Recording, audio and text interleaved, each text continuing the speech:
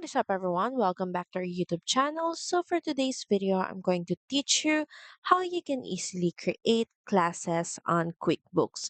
So first, you may want to head over to qvo.intuit.com, and from here, just make sure that you're logged into your QuickBooks account. Next, click on Settings. Then under the Lists section, click on All Lists. Then next is just click on Classes. This will redirect you to the classes page, and this is also where we can start creating classes. To start, just click on the new button, and from here you can start by giving your class a name.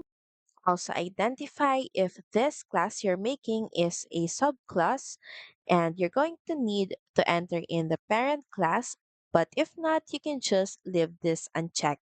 Then once done, just head over and click on Save. You can repeat the same process to create as much class as you want. So that's pretty much it. Thank you very much for watching this video. I hope that you find this video helpful. And if you do, please don't forget to like, share, and subscribe to the channel. Now we'll see you again on the next one. Bye!